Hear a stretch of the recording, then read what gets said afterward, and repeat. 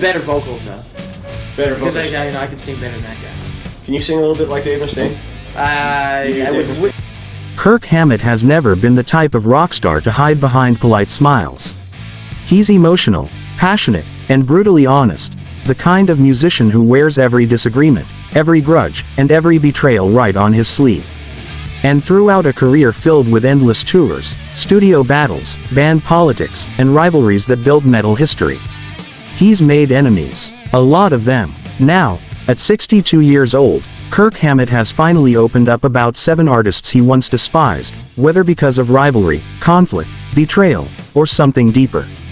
But before we dive in, this list does not go in the order you think.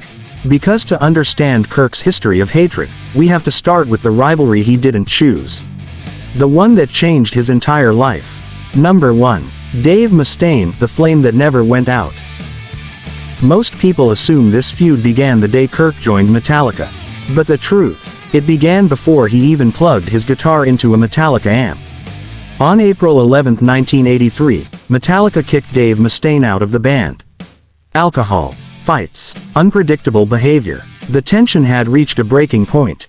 While Mustaine was being put on a bus home, Kirk Hammett was already flying out to replace him. Imagine stepping into a job where the last guy believes he owned the position. Mustaine didn't just hate losing his spot.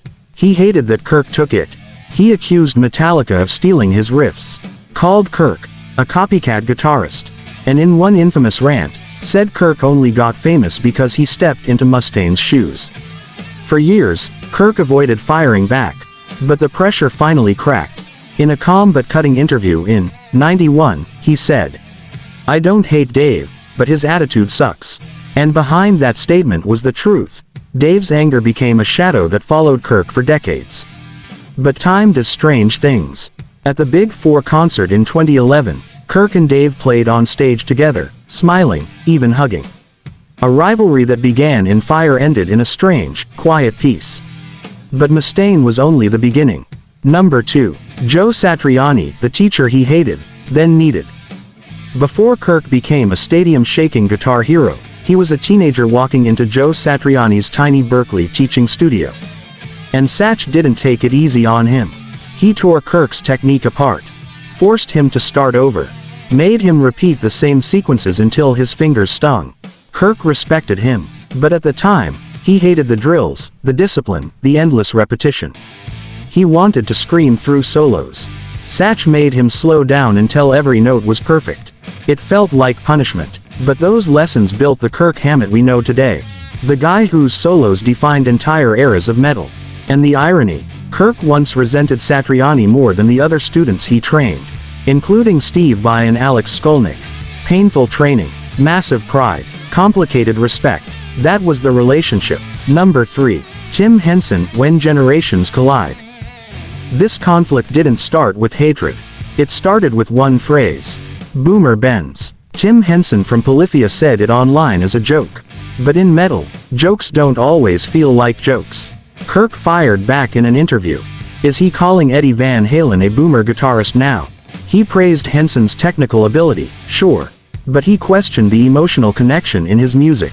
He implied it was too perfect, too polished, too calculated. Tim read the interview through a Google alert, and his reaction was a mix of pride, shock, and pain. To be roasted and complimented by Kirk Hammett at the same time. That's a special kind of emotional whiplash. His bandmate Scott even got visibly upset. He was a die-hard Metallica fan. But Tim ended it with humor. Kirk, take us on tour. Let's talk over a beer. A rivalry softened by mutual respect. But definitely still a rivalry. Number 4. Yngwie Malmsteen, Two Philosophies, One Battlefield. Yngwie and Kirk represent opposite ends of the guitar universe.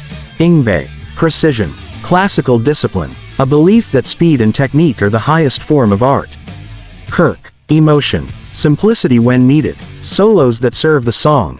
So when Yngwie listened to Metallica's music blind and didn't know who was playing, he shredded Kirk with one of the coldest comments in metal history. The lead guitar player is not very good. He can play fast, but his pitch and note choices are horrible. That wasn't rivalry. That was war. Kirk never attacked back. But he made it clear he simply wasn't chasing perfection. He was chasing feeling. This wasn't just criticism. It was a philosophical clash that lasted decades. Number 5. Gary Holt, the riff debate that never died. Before Metallica, Kirk's world was Exodus. Raw clubs. Demos recorded in garages. Riffs traded like currency. When Kirk left for Metallica, he took some riff ideas with him. Not intentionally. Just the messy reality of young musicians writing together. But Gary Holt didn't see it that way. He said riffs he created ended up on early Metallica tracks. He even recalled Kirk trying to claim co-writing status for them. To Gary, it wasn't about royalties. It was about loyalty. To Kirk, it was an accident tangled in guilt. A friendship strained by the blurry chaos of the early thrash scene. Number 6. Lars Ulrich, the quietest hatred of all. Of all the people in Kirk's life, Lars was the one he never expected to resent. But years inside Metallica created cracks the world didn't see. In the Some Kind of Monster era, Kirk admitted something few fans knew. He didn't feel heard, didn't feel equal, felt like he lived inside the Lars James hierarchy. When producer Bob Rock tried cutting all guitar solos on Saint Anger, Kirk snapped, and Lars sided with Rock. Add years of creative disagreements, band politics, and emotional burnout. And yes, Kirk confessed he held anger toward Lars. Even hatred at times. But unlike the other feuds, this one was born from family pressure, not rivalry. Number 7. Paul Baloff, brotherhood turned explosion. This one wasn't about technique, or ego, or interviews. It was about heartbreak. Kirk and Paul built the earliest version of Exodus together. They were brothers long before fame. So when Kirk left for Metallica, Paul felt abandoned. The day Kirk delivered the news, Paul poured a beer over his head and said, "I can't believe you're doing this." It wasn't hatred out of rivalry. It was hatred out of love. The anger of someone losing a brother. Even after Paul passed away in 2002, Kirk spoke of him with a pain that never healed. "He was my brother, my spirit, and he is gone." A hatred that faded into grief. So there they are, 7 artists Kirk Hammett once hated, or was hated by, in ways big and small, loud and silent, bitter and heartbreaking. Which one surprised you the most? Drop your thoughts in the comments. Hit that like button, and don't forget to subscribe for more deep dive rock stories. This is Backstage Tales, where the legends never stay silent.